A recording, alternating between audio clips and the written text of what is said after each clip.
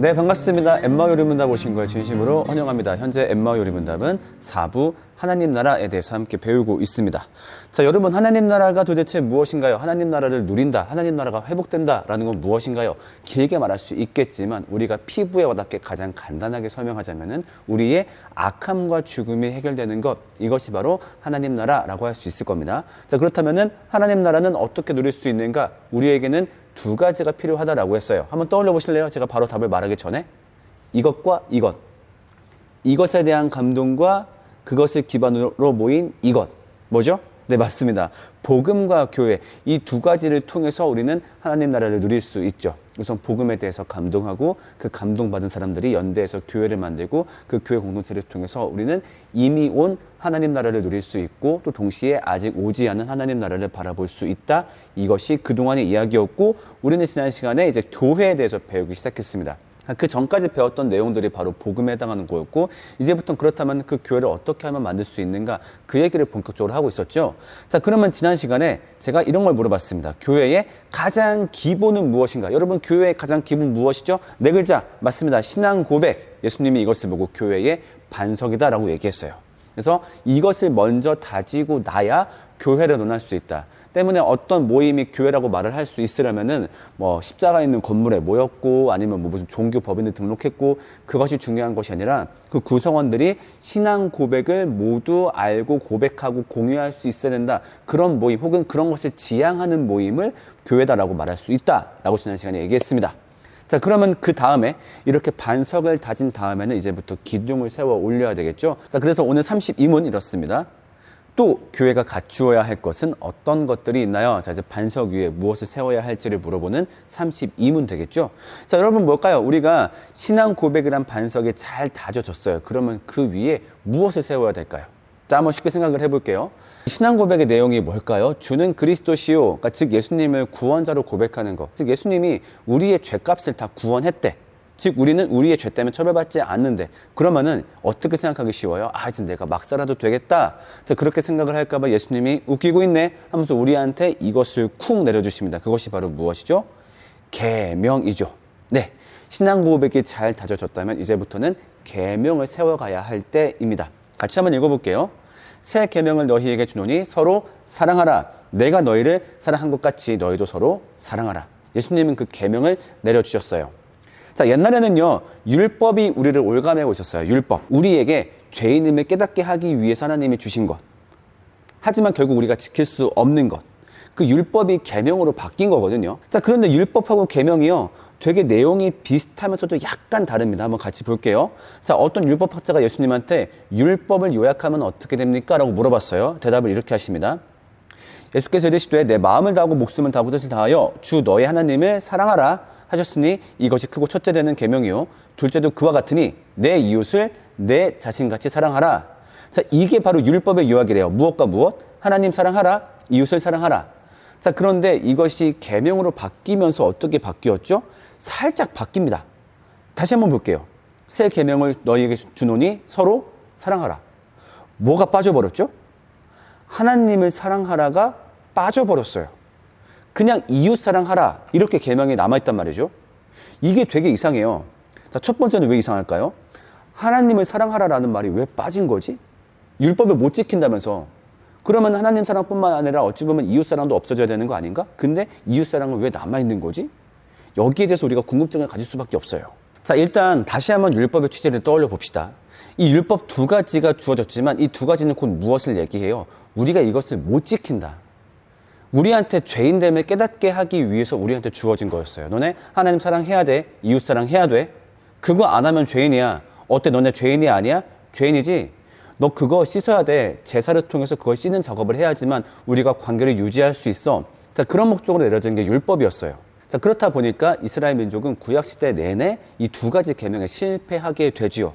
자, 그래서 하나님 사랑을 못하니까 하나님이 하신 선택은 무엇이었나요? 이 아들이 하나님을 사랑하지 못하니까 하나님이 이 아들을 그냥 사랑해 버린 이야기. 이게 바로 성경 이야기죠. 말씀 한번 같이 볼게요. 사랑이 여기 있으니 너희가 하나님을 사랑한 것이 아니요 하나님이 너희를 사랑하사 우리 죄를 속하기 위하여 화목제물로 그 아들을 보내셨습니다. 그렇기 때문에 하나님을 사랑하다가 빠진 거죠. 하나님 사랑할 필요 없어. 왜? 하나님이 너희를 사랑해 버렸으니까.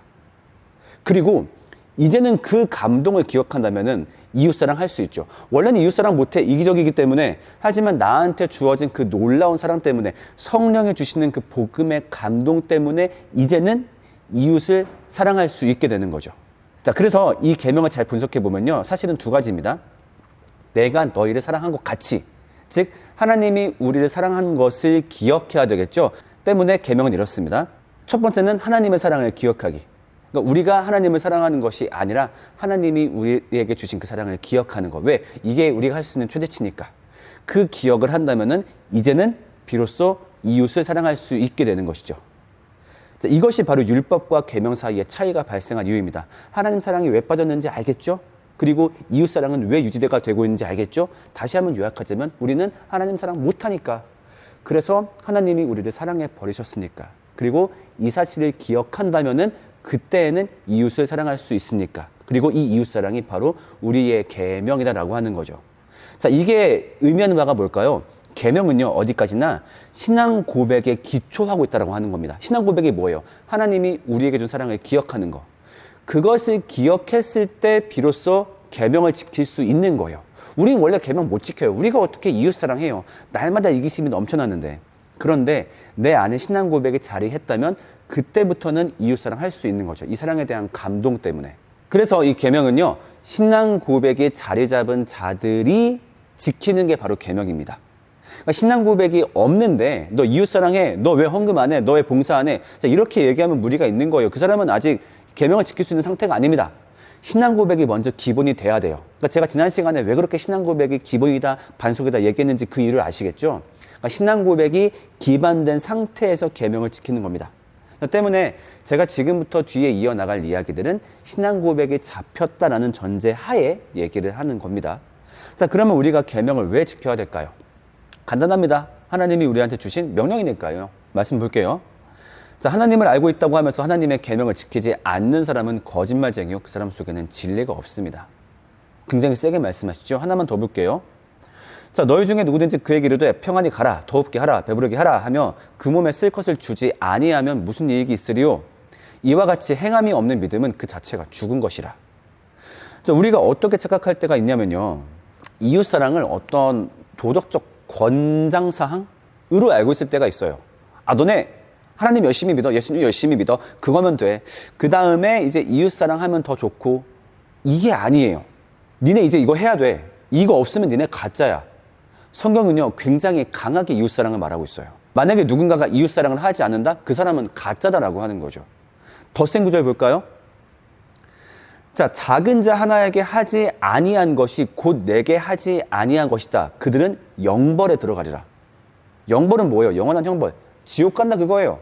우리가 이웃사랑하지 않는다? 가난한 자를 돌보지 않는다? 그럼 우리 지옥에 간대요. 그 말은 뭘까요? 원래 천국 갈 사람인데 이걸 안 지켜서 지옥 간다, 그게 아니라 애초에 누군가가 이웃사랑을 안 한다라고 한다면은 그 사람은 사실 구원받지 않은 사람의 가능성이 크다라는 얘기겠죠. 때문에 이웃사랑은 절대 권장사항이 아니에요. 명령이고, 만약에 내 안에 이 명령을 준행하려는 마음이 들지 않는다, 우리는 구원받지 못한 것일 수 있기 때문에 신앙 고백부터 빨리 점검해 봐야 됩니다. 자, 그 다음 우리는 계명 왜 지켜야 될까요? 이게 바로 예배니까요. 여러분, 예배는 뭐라고 생각하세요? 우리가 보통 예배가 무엇인가, 예배라는 단어를 떠올리면 제일 먼저 떠오르는 그림이 뭐예요? 사람들 모여서 손 들고 찬양하고 경배하고. 우리는 보통 이것을 예배라고 생각하기 쉬워요. 자, 근데 이거는요, 하나님께 드리는 우리의 고백입니다. 그러니까 하나님이 너무너무 좋으니까 우리가 고백하는 거죠. 근데 정말로 하나님께 예배를 드린다, 하나님이 받고자 하는 예배를 드린다라고 할 것 같으면 이거를 하는 게 아니에요. 그러니까 이거는 그냥 우리가 좋아서 고백하는 거고, 하나님이 우리한테 분명히 요구하신 그 무언가가 있어요. 그것을 드려야지만 예배인 거잖아요. 그렇죠? 자, 그러면 하나님이 우리한테 뭘 요구하셨을까요? 같이 말씀 한번 읽어볼게요. 여러분의 몸을 하나님께서 기뻐하실 거룩한 산 제물로 드리십시오. 이것이 여러분이 드릴 합당한 예배입니다. 우리가 이제부터 어떤 예배를 드리는 것이 합당하냐라고 했을 때 우리의 몸을 살아있는 제물로 드리래요. 그게 뭘까요? 예배 출석하는 거? 찬양할 때 열심히 하는 거? 자, 그게 아니라 그 다음 절에 그 내용이 나옵니다. 이 시대의 풍조를 본받지 말고 마음을 새롭게 함으로 변화를 받으래요. 그 다음에 하나님의 선하시고 기뻐하시고 완전하신 뜻이 무엇인지를 분별하래요. 하나님이 우리한테 바라신 기뻐하시고 선하신 그 뜻이 뭐예요? 이웃사랑하는 거. 삶 속에서 이 시대의 풍조를 본받지 말고 실제 삶 속에서 그런 변화를 일으키는 것, 그것이 하나님이 우리한테 받고자 하는 예배다라고 하는 거죠. 때문에 우리가 그런 말 많이 해요. 예배에 목숨 걸자. 예배가 중요하다. 오케이. 그럼 그것은 뭘까요? 모든 예배마다 참석하는 거, 찬양할 때 제일 먼저 일어나고 제일 크게 찬양하고 눈물 흘리고, 이게 예배에 목숨 거는 걸까요? 자, 이게 나쁜 건 아니에요. 우리의 신앙을 고백하는 거니까. 하지만 우리가 예배한다, 예배에 목숨 건다라고 말을 할 수 있으려면은 교회 바깥에서, 삶의 현장에서 이웃사랑하는 거, 내가 열받는데 한 번 참는 거, 내 건데 이거 한 번 나누는 거, 이게 바로 예배라고 하는 거예요. 옛날 같았으면 나 지금 따졌을 거야. 너무 화가 나. 그런데 하나님이 여기서 내가 한 번 참으면 그것을 예배로 받으시겠대. 오케이. 그게 바로 예배래요. 그래서 우리가 예배자 되기 위해서 계명을 지켜야 돼요. 그리고 우리는 계명을 왜 지켜야 될까요? 그래야 하나님 나라를 누리니까요. 계명을 지키면 가장 큰 이득이 뭘까요? 일단 이 이웃사랑을 함으로써, 내 악함을 절제함으로써 내가 변화되는 것을 누리게 되고, 그러면 내가 제일 좋죠. 또 동시에 그런 싸움을 함께하는, 신뢰할 수 있는 공동체를 만나게 되죠. 그냥 단순한 친교, 친목으로 이루어진 것이 아니라 정말로 이웃사랑을 함께 도모하는, 자신의 악함을 누르는 사람들과 만나다 보니 신뢰할 수 있는 공동체가 만들어지고, 이게 바로 뭐예요? 악함의 해결이고, 이게 바로 하나님 나라를 누리는 것이죠. 때문에 우리는 이 계명을 반드시 잘 지켜야 하는 거죠. 자, 그러면은 이 계명을 잘 지키려면 우리한테 무엇이 필요할까요?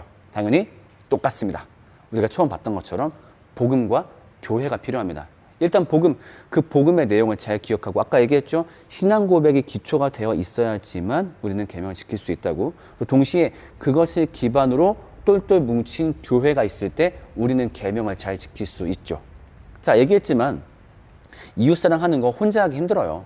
우리가 살다 보면은 사람한테 화날 때 있고 이웃한테 화날 때가 있단 말이죠. 이거 혼자 어떻게 할까 끙끙 앓으면은 답 안 나와요. 공동체에 와서 같이 자기 어려움을 얘기하고, 이럴 때 어떻게 해야 될까? 좀 이렇게 권면을 듣기도 하고, 아니면 어떤 팁, 도움을 주고 받기도 하고, 이웃사랑을 제대로 못했을 땐 좀 도움 받고, 좀 권면 받기도 하면서, 그 다음에 봉사활동 가는 거 혼자 가기 어려워요. 같이 모여서 가기도 하는 거죠. 그 다음에 꽤 중요한 거, 교회가 모여서 또 뭐 해요? 헌금 걷죠. 여러분, 헌금 왜 걷어요? 헌금이 뭐예요? 이 이웃사랑, 계명을 표현하는 방법이에요. 이웃사랑을 하는 제일 좋은 방법은 뭐야? 내가 가지고 있는 것을 나누는 거니까요. 물론 내가 개인적으로 누군가를 도와줄 수도 있어. 그런데 그냥 혼자 하다 보면은 때론 내 욕심에 넘어가기도 하고, 작게 하는 것보다 돈을 한 대 모으면 더 크고 효율적으로 도울 수 있거든요. 그렇기 때문에 헌금을 하는 거고, 교회가 한 자리에 모여서 돈을 모음으로써 이웃사랑, 즉 계명을 더 잘 실천할 수 있게 되는 것이죠. 네, 결국 우리가 하나님 나라를 잘 누리기 위해서는 계명을 지켜야만 하고, 또 명령이기 때문에 계명을 지켜야만 하고, 이것을 잘 이행하기 위해서는 복음과 교회가 우리한테 필요하다라고 정리할 수 있을 것 같습니다. 자, 그래서 32문, 또 교회가 갖춰야 될 것은 어떤 것들이 있나요? 다 읽어볼게요. 예수님이 우리에게 내리신 계명을 준수하는데 힘써야 합니다 라고 정리할 수 있을 것 같아요. 자, 한번 대화 나눠봅시다. 첫 번째, 계명을 지키기 위해 가장 기본이 되어야 하는 것은 무엇인가요? 제가 강의 중에 얘기했었죠. 여러분, 이것이 없으면요, 지금은 계명을 지키겠다고 노력할 때가 아니에요. 혹은 어떤 사람이 계명을 지키지 않아, 이웃사랑 잘 안 해, 헌금 잘 안 해. 그럼 그 사람한테 그걸 먼저 압박하는 게 먼저가 아니라 이 기본을 찾아주는 게 먼저거든요. 그 기본이 뭐였죠? 한번 얘기해 봅시다. 그리고 내가 기본을 진짜 갖고 있는지 한번 점검해 봅시다. 아, 그리고 그것도 있어요. 사실은 누구나 계명을 지키고자 하는 마음이 있어요. 교회를 안 다녀도 이웃사랑이 좋기 때문에 내가 변화되고자 하는 마음이 있어요. 그래서 잘 구분해야 되는 게, 내가 계명을 지키고자 하는 마음이 어떤 여기 나온 그런 기본에 근거해서 그게 너무 감사해서 그 계명을 지키고자 하는 마음이 나오는 것인지, 아니면 누구나 있는 인간의 도덕성 때문인지, 그것도 좀 구분해 볼 필요가 있어요. 한번 잘 대화를 나눠보세요. 그 다음 두 번째, 여러분이 계명을 지키려고 할 때, 내가 이웃사랑을 할 때 가장 방해되는 요소가 무엇인가요? 게으름, 욕심, 분노, 질투, 뭐 어떤 것인지 한번 얘기해 보시면 좋겠고요. 그러면 실제 그 문제를 해결할 때 복음과 교회가 어떤 도움을 줄 수 있는지 한번 얘기해 보시면 좋겠습니다. 실제로 복음과 교회는 그 문제 해결에 도움을 줄 수 있거든요. 그럼 복음과 교회를 통해서 어떻게 그 문제를 해결받을 수 있을지 실질적인 방법을 한번 논의해 보시기 바랍니다. 바랍니다. 네, 이렇게 교회의 모습도 점점점 갖춰가고 있죠. 자, 그렇다면 과연 다음 시간에는 교회의 어떤 요소를 또 보게 될까요? 저희는 다음 시간에 만나 뵙도록 하겠습니다. 안녕히 계세요.